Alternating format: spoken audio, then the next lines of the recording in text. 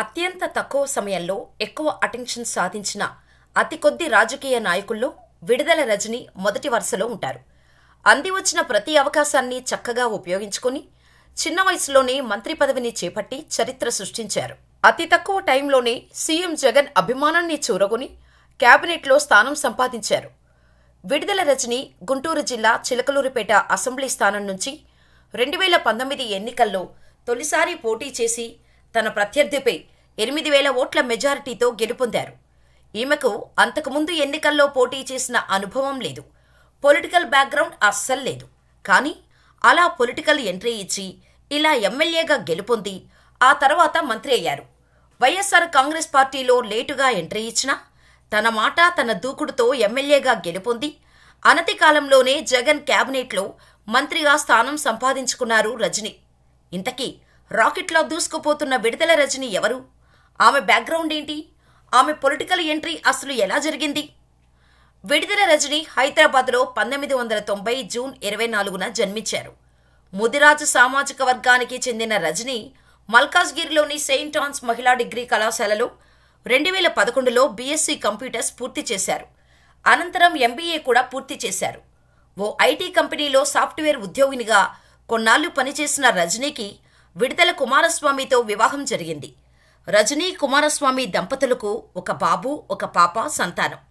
భర్త కుమారస్వామితో కలిసి సాఫ్ట్వేర్ కంపెనీలో పనిచేసిన విడుదల రజని మెరుగైన అవకాశాల కోసం అమెరికా బాటపట్టారు.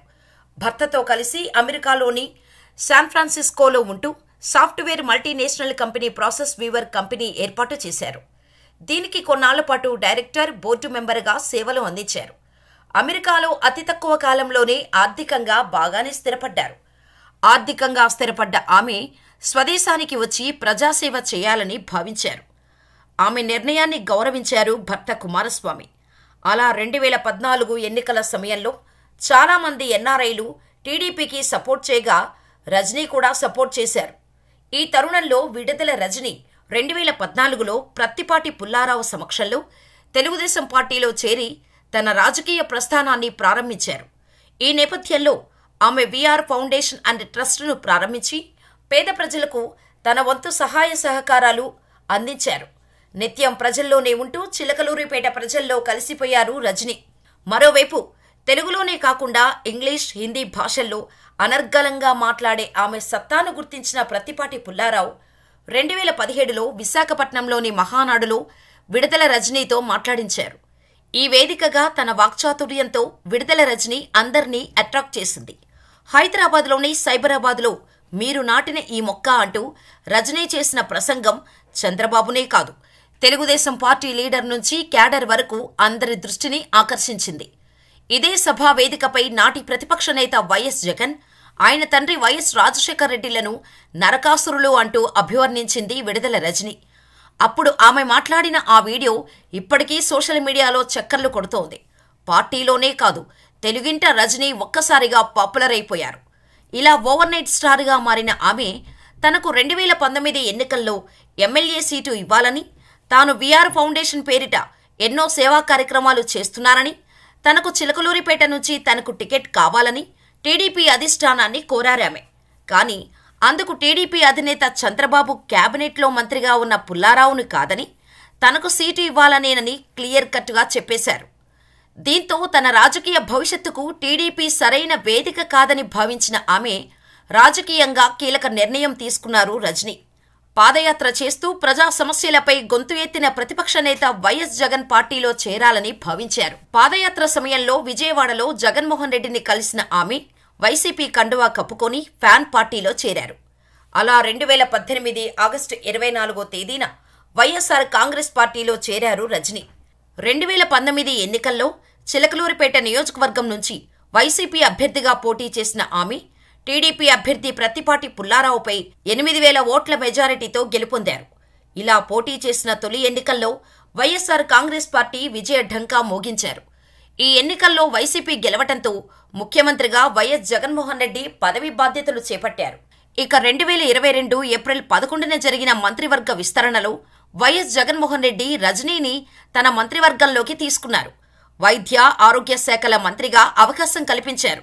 ఎన్నికల్లో గెలుపు కోసం డబ్బు పంచితే సరిపోదని, ప్రజల తోడు కూడా ఉండాలని నిరూపించిందామె.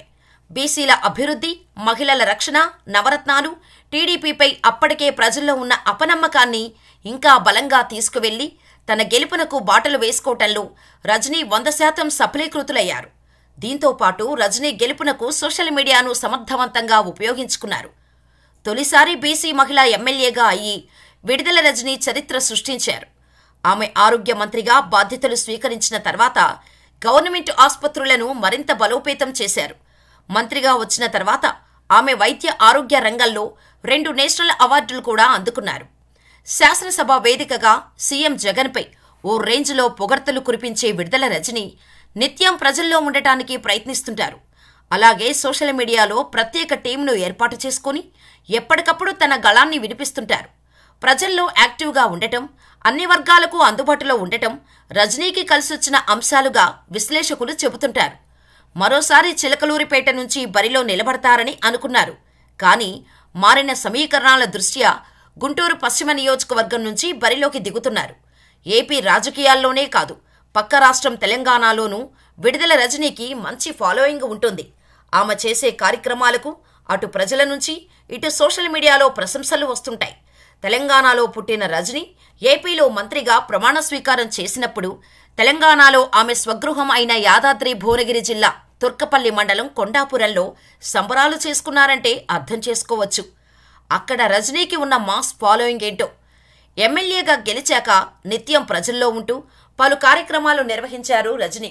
ముఖ్యంగా కరోనా సమయంలో పల్లె పల్లె తిరుగుతూ ప్రజలకు అవగాహన కల్పిస్తూ పేదలకు అండగా నిలిచారు. అంతేకాకుండా తాను ఆరోగ్య శాఖ మంత్రిగా ఛార్జ్ తీసుకున్నాక 2 నేషనల్ అవార్డులు రాష్ట్రానికి రావటంలో రజనీ కృషి కూడా ఉంది అనటంలో సందేహమే లేదు.